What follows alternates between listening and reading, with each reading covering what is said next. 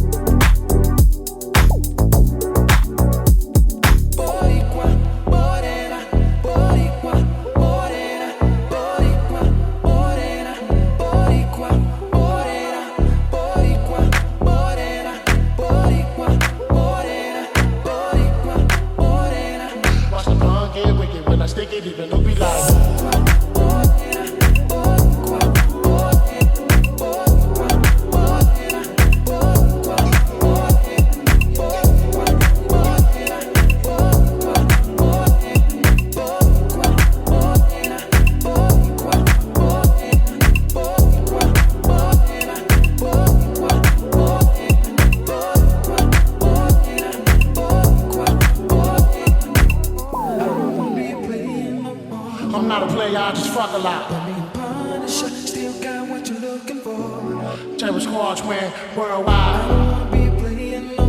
I'm not a player, I just fuck a lot.